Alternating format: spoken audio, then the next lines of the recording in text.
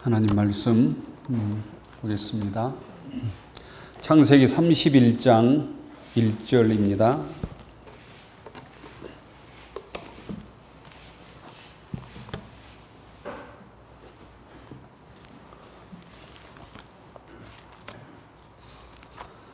창세기 31장 1절부터 22절까지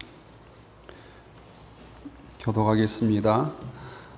구약 성경 45쪽 창세기 31장 1절부터 22절입니다. 야곱이 라반의 아들들이 하는 말을 들은즉 야곱이 우리 아버지의 소유를 다 빼앗고 우리 아버지의 소유로 말미암아 이 모든 재산을 모았다 하는지라. 야곱이 라반의 안식을 본즉 자기에게 대하여 전과 같지 아니하더라. 여호와께서 야곱에게 이르시되 내 조상의 땅 내 족속에게로 돌아가라. 내가 너와 함께 있으리라 하신지라. 야곱이 사람을 보내어 라헬과 레아를 자기 양떼에 있는 들로 불러다가 그들에게 이르되 내가 그대들의 아버지 안색을 본즉 내게 대하여 전과 같지 아니하도다. 그러할지라도 내 아버지의 하나님은 나와 함께 계시었느니라. 그들도 알거니와 내가 힘을 다하여 그들의 아버지를 죽였거늘 그대들 아버지가 나를 속여 품삯을 10번이나 변경하였느니라. 그러나 하나님이 그를 막으사 나를 해치지 못하게 하셨으며 그가 이르기를 처음 있는 것이 내 싹이 되리라 하면 온 양떼가 낳은 것이 처음 있는 것이요 또 얼룩 있는 것이 내 싹이 되리라 하면 온 양떼가 낳은 것이 얼룩 있는 것이니 하나님이 이같이 그대들의 아버지의 가축을 빼앗아 내게 주셨느니라. 그 양떼가 새끼 될 때 내가 꿈에 눈을 보니 양들을 판 시장은 다 얼룩무늬 있는 것과 점 있는 것과 아름진 것이었더라. 꿈에 하나님의 사자가 내게 말씀하시기를 야곱아 하기로 내가 대답하기를 여기 있나이다 하매 이르시되 내 눈을 들어보라. 양들을 판 신양은 다 얼룩무늬 있는 것, 점 있는 것과 아름진 것이니라. 라반이 내게 행한 모든 것을 내가 보았노라. 나는 베델의 하나님이라. 네가 거기서 기둥에 기름을 붓고 거기서 내게 서원하였으니 지금 일어나 이곳을 떠나서 내 출생지로 돌아가라 하셨느니라. 라헬과 레아가 그에게 대답하여 이르되 우리가 우리 아버지 집에서 무슨 금기시나 유산이 있으리요. 아버지가 우리를 팔고 우리의 돈을 다 먹어버렸으니 아버지가 우리를 외국인처럼 여기는 것이 아닌가. 하나님이 우리 아버지에게 취하여 하신 재물은 우리와 우리 자식의 것이니 이제 하나님이 당신에게 이르신 일을 다 전가라. 야곱이 일어나 자식들과 아내들을 낙타들에게 태우고 그 모든 가축과 모든 소유를 또 그가 바다나에서 모은 가축을 이끌고 가나안 땅에 있는 그의 아버지 이삭에게로 가나야 할세. 그때 라반이 양털을 깎으러 갔으므로 라헬은 그의 아버지의 드라빔을 도둑질하고 야곱은 그 도둑질을 하는 라반에게 말하지 아니하고 가만히 떠났더라. 그가 그의 모든 소유를 이끌고 강을 건너 길라사를 향하여 도망한지 3일 만에 야곱이 도망한 것이 라반에게 들린지라. 아멘.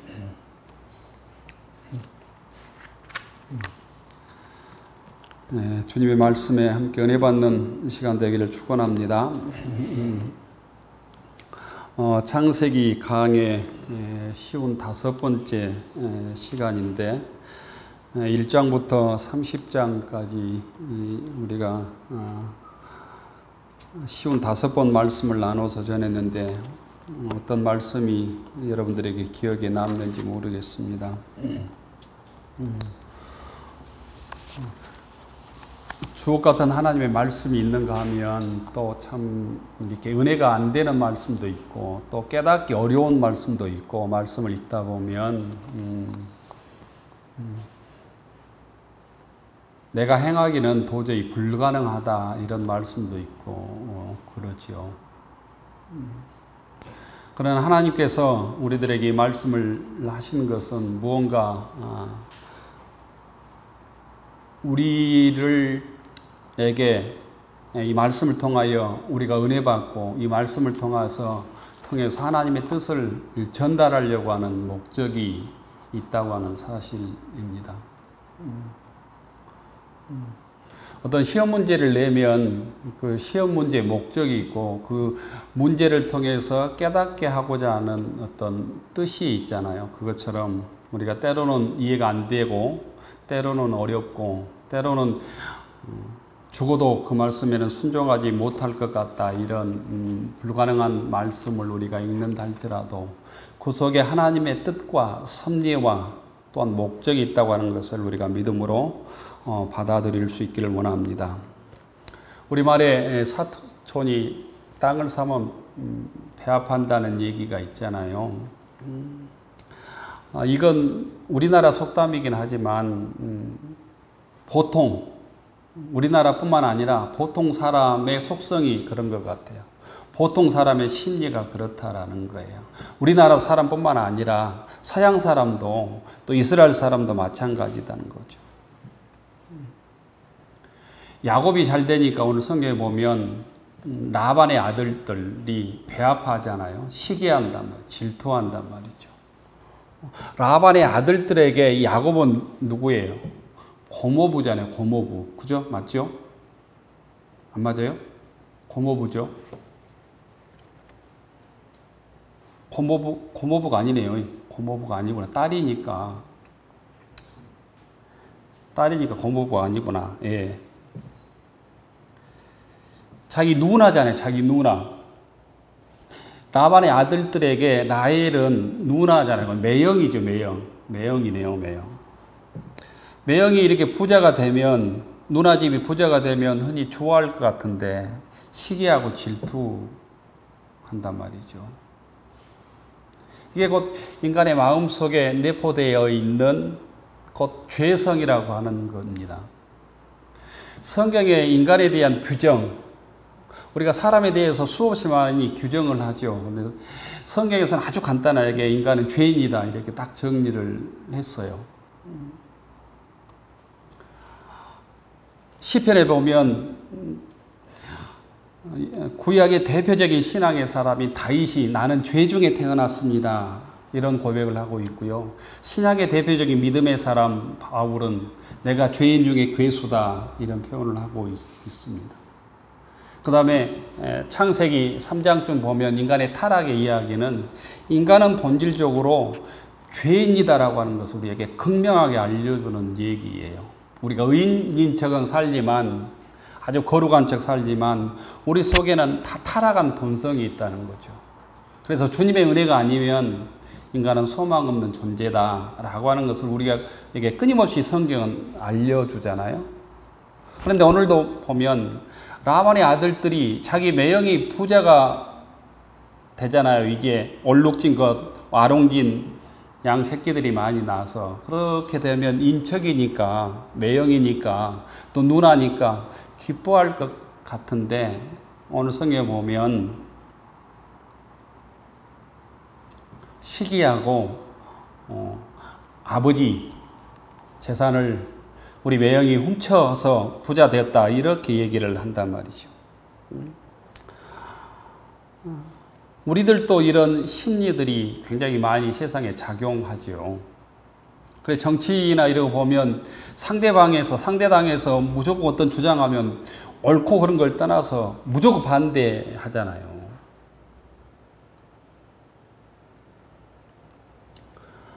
우리들도 이런 심리들을 믿음으로 잘 이렇게 갈무리하지 않으면, 관리하지 않으면 예수 믿어도 세상 사람과 똑같이 살게 되는 거죠.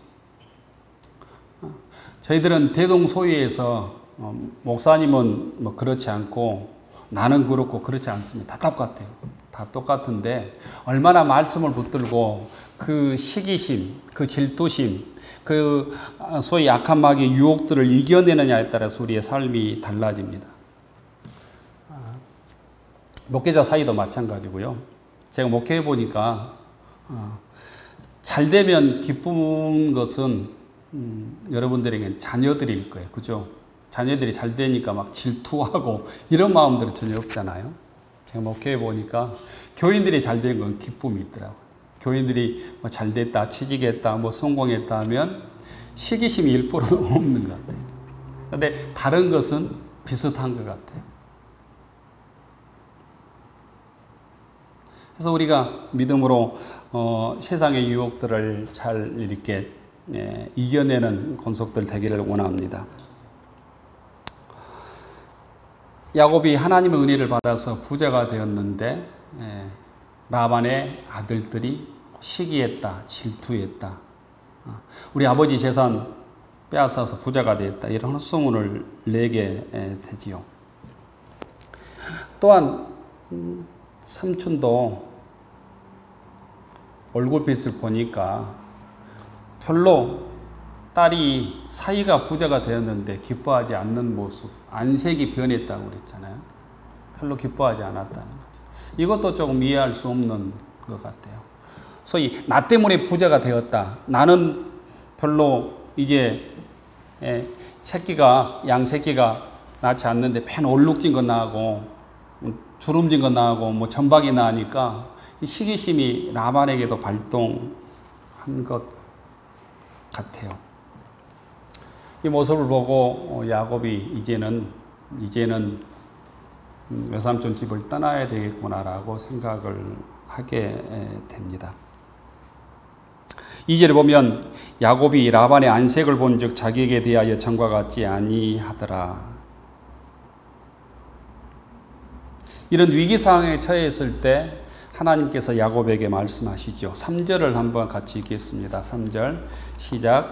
여호와께서 야곱에게 이르시되 내 조상의 땅 내 족속에게로 돌아가라. 내가 너와 함께 있으리라 하신지라. 야곱이 자신 있게 결단할 수 있었던 것은 이 3절의 말씀입니다. 고향으로 돌아가라. 내가 너와 함께 하겠다. 우리가 어려움 중에도 세상 사람들의 시기, 질투, 이런 인간관계에서 겪는 온갖 어려움이 있잖아요. 애들한테는, 학생들한테는 왕따니 이런 폭력의 문제가 있고, 직장 속에서도 서로 질투하고 경쟁하고 왕따를 시키고 이런 문제가 있지만, 우리가 이 세상에 그런 사람 관계에서 당하는 어려움이 있다 할지라도 오늘 야곱이 들었던 하나님의 말씀을 우리가 듣고 믿는다면 그 뭔가 어려움을 이길 수 있는 능력을 소유하게 된다는 것입니다. 여러분들이 또 우리들이 바라기는 내가 너와 함께 있으리라, 이 주님의 음성을 듣는 믿음의 교우들이 되기를 축원합니다. 이 음성을 들었기 때문에 야곱이 자신 있게 들판으로 자기 아내 라헬과 레아를 불러서 당신의 아버지가 장인어른이 안색이 안 좋다. 이제는 이제 돌아갈 때가 됐다. 이렇게 얘기를 하는 것이죠. 그러면서 아내들에게 잘 설득을 합니다. 당신의 아버지가 지금까지 행한 일들, 나를 속인 일들, 나에게 거짓말한 일들, 10번이나 임금 조건들을 바뀌어서 나를 속이고 소위 우리로 얘기하면 임금 착취한 얘기를 아주 적나라하게 얘기하잖아요. 처음에는 전박이와 얼룩배기 양이 나면 내 것이라고 나에게 준다고 했다가 그렇게 나으니까 이제 전박이만 준다고 했다가 또 얼룩배기만 준다고 했다가 계속 10번이나 조건들을 바뀌어서 나를 힘들게 했다, 속였다, 이런 얘기를 쭉 하잖아요. 그럼에도 불구하고 하나님께서는 야곱을 지켜주시고 야곱의 가축대가 불어나도록 하셨다라는 것입니다. 세상의 어려움들, 고난들, 시련들, 세상의 어떤 핍박들이 하나님의 곧 붙드심과 하나님의 능력과 하나님의 복을 넘어설 수 없다는 거예요. 그 속에서 더욱 야곱은 하나님을 의지하고 기도하고 곧 신앙을 더 강하게 지킬 수 있는 힘을 훈련받게 되는 것이죠.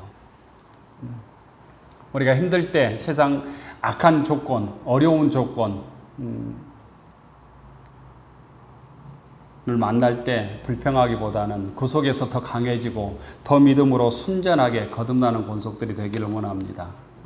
나하고 관계 속에서 정말 그 라반과 같은 관계를 만날 수 있잖아요. 내 상관을 만날 수도 있고, 나와 거래하는 어떤 사업체의 거래의 사람이 라반과 같은 사람일 수도 있고 그렇지만, 그 속에서 하나님의 살아계심을 경험하고 그 라반의 온갖 권모술수를 넘어서는 하나님의 함께하심을 야곱처럼 경험하는 믿음의 권속들이 되기를 축원합니다. 야곱은 하나님의 천사가 꿈속에서 자신의 재산이 어떻게 불어나는가를 자세히 가르쳐 줬다고 아내들에게 이렇게 잘 설명합니다. 신앙적으로 보면 이런 과정을 통해서 하나님께서는 야곱을 훈련시키는 것이죠. 자기의 노력을 넘어선 하나님의 함께하심, 인도하심이 있어야 된다는 거예요. 신약 성경에 보면 우리가 교회 갈지라도, 인간이 교회 갈지라도 그 걸음을 인도하여 주시는 분이 하나님이시다. 이렇게 말씀하는 것처럼 야곱은 그 14년간의 혹독한 훈련, 육체의 훈련, 두 아내를 얻기 위해서 임금 착취를 당하면서 그런 노동 착취를 통해서 온갖 신앙의 훈련을 하나님께서 시키신 것이다라는 것입니다. 자기를 낮추시고 하나님만을 의지할 수 있도록 하나님께서 훈련시킨 것이다. 14년 동안 야곱은 온갖 고생을 다했지만 자기 재산이 하나도 없었습니다. 자기 주장도 할 수가 없었습니다. 라반이 시킨 대로 할 수밖에 없었다는 거죠. 그 과정들을 힘들지만 말없이 잘 이겨냈기 때문에 이런 이제 축복의 결과가, 복의 결과를 얻게 된 것이죠. 또한 그렇기 때문에 이 많은 양떼를 얻으면서도 자기 노력의 결과라고 교만하지 않을 수 있었을 것입니다. 하나님께서 은혜를 주셨구나. 하나님께서 전박이 아롱진 이 양 새끼를 볼 때마다 하나님의 은혜구나. 이걸 깨달았을 것이에요. 지난주에도 말씀을 드렸지만 아롱뱅이나 전박이 날 수 있는 이 확률이 5%에 불과하다고 그랬잖아요. 5%에. 근데 끊임없이 전박이와 아롱진 새끼들이 나는 거 보고 그 새끼를 볼 때마다 하나님께서 나에게 은혜를 주시구나, 복을 주시구나, 이것을 매일 깨달았다는 거예요.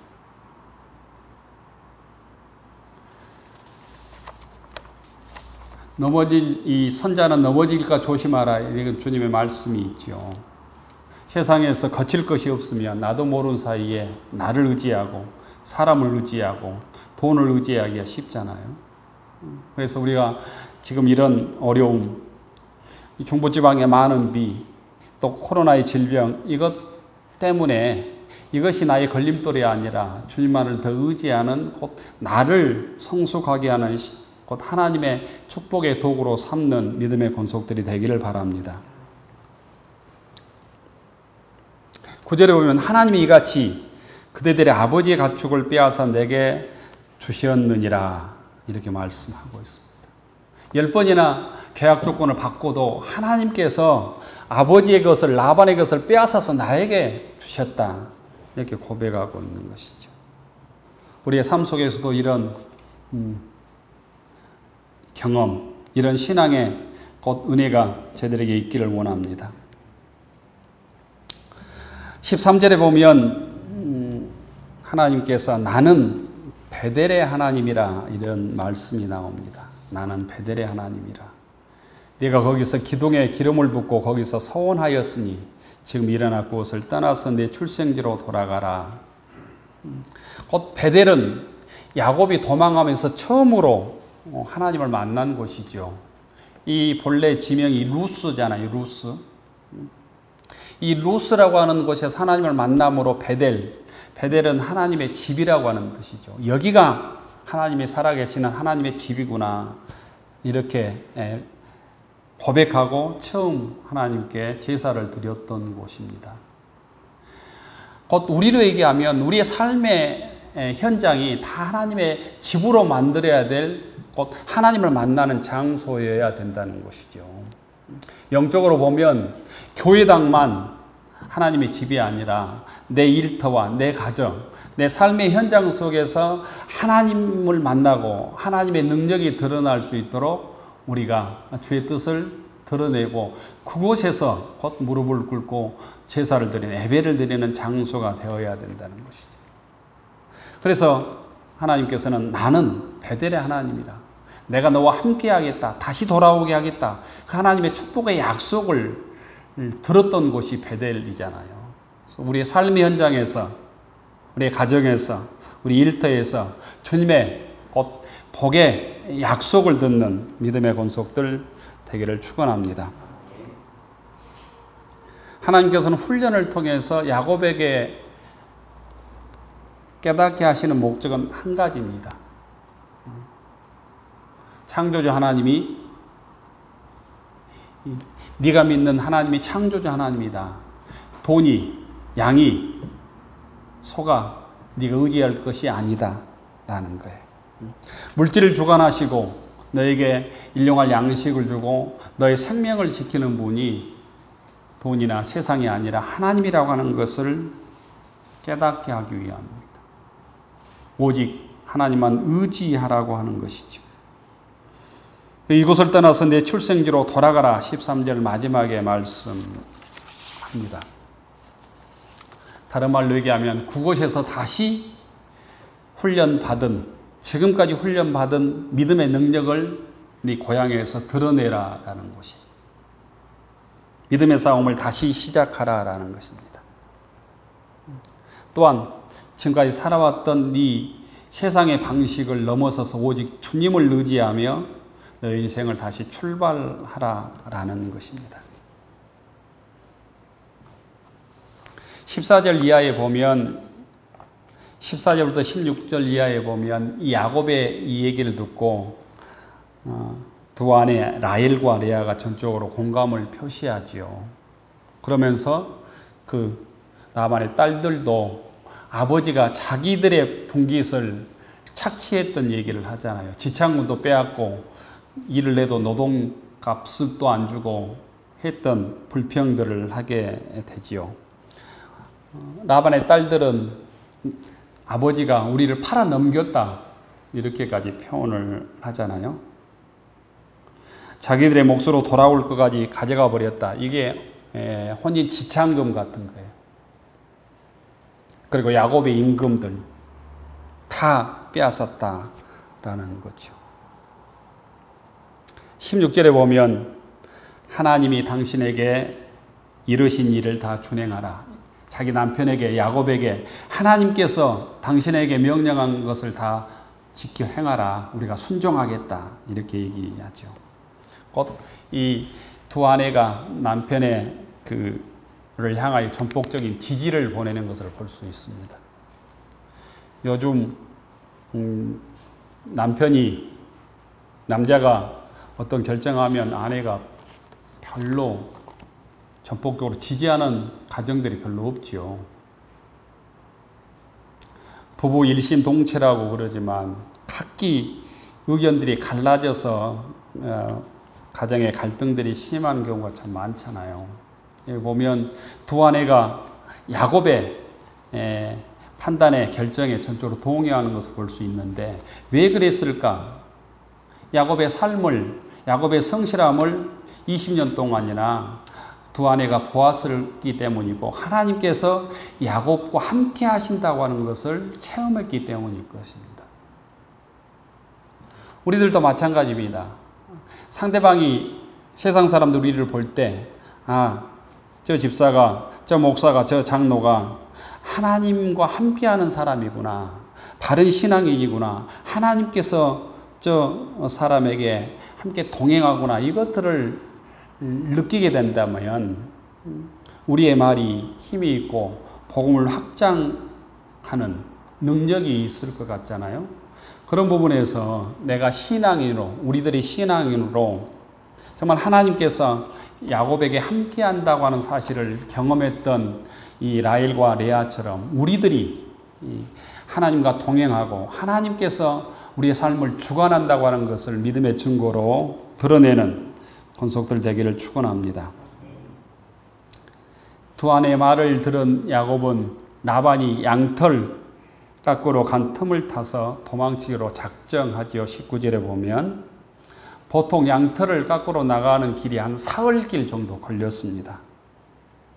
17절에 보면 야곱이 일어나서 자식들과 아내들을 낙타들에게 태우고 이제 가축들을 이끌고 가나안 땅에 있는 고향의 아버지에게로 이제 출발하려고 할지요. 자식들을 11자식이 그때 있었잖아요. 11자식일 거예요. 베냐민은 나지 않는 것 같죠. 11자식을 낙타에 태웠다고 하는 것은 거부가 되었다고 하는 뜻이에요. 이 낙타 한 마리의 가격이 얼마나 그 시대에 비쌌겠습니까? 이때 한 사건이 일어나죠. 친정 아버지의 행동을 못마땅해 여기는 라헬이 친정 아버지의 수호신 드라빔을 훔쳐 가지고 가지요. 드라빔이라고 하는 말들을 여러분 들어보셨죠? 드라빔이 뭘까? 이렇게 흔히 생각하는데, 드라빔은 구약 시대에 자기 집을 지키는 수호신 같은 거예요. 자기 집을 지키는 어떤 그 소위 어떤 그 수호신의 우상 같은 것이죠. 그 수호신이 사람 모양이기도 하고 뭐 동물 모양이기도 하고 이걸 훔쳐서 라헬이 이 낙타 안장에 숨기잖아요. 그러니까는 여기에 이 드라빔은 굉장히 적은 거죠.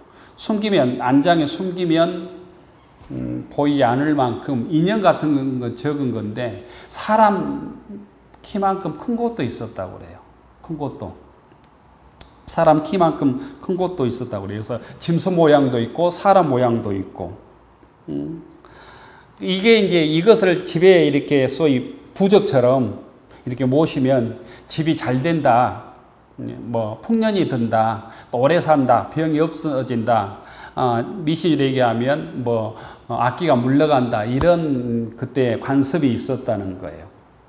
그 다음에 풍년이 들고 자식을 잘 낳는다, 다산한다 이런 풍습이 있었다고 그럽니다. 그래서 가나안 사람들한테는 그게 굉장히 중요한 우상들이었어요. 뭐 일본 사람들은 다 자기가 섬기는 신 같은 게 있다고 그러잖아요. 집에 이렇게 신상들 모시고 있잖아요. 그런 것 같은 거예요. 그래서 역사서라든가 뒤에 보면 그 애언자들이 보면 철저하게 드라빔을 우상으로 딱 규정해서 그 드라빔을 섬기지 못하도록 만들지 못하도록 집에 두지 못하도록 얘기를 하고 있어요. 그래서 드라빔을 우상 숭배로 애언자들이 얘기를 하는 것을 볼 수 있습니다. 드라빔을 모시는 것은 곧 우상 숭배고 죄악이다라고 나중에 애언자들이 얘기하는 것을 볼 수 있습니다. 근데 그게 이제 또 그것을 가지고 있으면 그 가나안 전통이나 누지문서 같은 데 보면 그걸 가지고 있는 사람이 아버지의 어떤 재산을 더 많이 상속받는 어떤 특권이 있었다고 그래요. 그래서 이걸 라헬이 이제 아버지를 못마땅히 생각해서 그걸 훔쳐가지고 이제 숨겨서 도망을 하는 거죠. 다른 말로 얘기하면 아버지가 잘 되는 것이 못마땅했던 것이죠. 우리를 착취하고 임금 착취하고 했던 건 못마땅하게 생각했던 것이고 그걸 가져가야 우리 집이 복을 받을 것이다. 이런 라헬에게 생각이 있었던 것이죠. 그래서 사흘길을 떠났는데 이제 나중에 보면 22절에 보면 3일 만에 야곱이 도망한 것을 라반에게 들린지라 라반이 이제 소위 말을 타고 뭐 쫓아오지요. 이 얘기를 통해서 우리가 깨달아야 될 것은 곧 야곱의 인생 속에서 20년간의 그 시간이 그냥 다 손에 갔다지만 하나님의 섭리, 하나님의 관점에서 보면 야곱을 20년간 혹독하게 훈련하는 기간이었다라는 거예요. 우리가 어떤 어려움이 있다면 이 시간이 그냥 쓸모없는 시간이 아니라 하나님 말씀으로 내가 훈련받는 시간으로 삼으시면 좋을 것 같습니다. 그 기간 중에 잊지 않아야 될 것이 하나님의 약속 하나님께 말씀입니다. 베델에서 만났던 하나님의 약속을 야곱은 20년 동안 한시도 잊지 않았던 것이죠. 그래서 다시 믿음을 회복할 수 있었던 것입니다. 우리 모두는 세상 삶 속에서 여러 가지 어려움을 겪고 살지요. 처음부터 끝까지 걱정이 없고 염려가 없고 시련과 고난이 없다면 얼마나 좋겠습니까? 하지만 육의 고난뿐만 아니라 경제적 어려움, 사업의 실패, 또 인간관계 어려움 속에서 우리가 많은 어려움이 있지만 그 어려움 속에서 나와 함께 하시는 하나님, 그 어려움을 통해서 깨닫게 하시고 나를 훈련하시는 이 야곱의 하나님을 만나고 저희들이 더 성숙하게 거듭나고 야곱처럼 주의 약속을 굳게 붙들고 다시 믿음의 길을 출발하는 믿음의 권속들 되기를 축원합니다.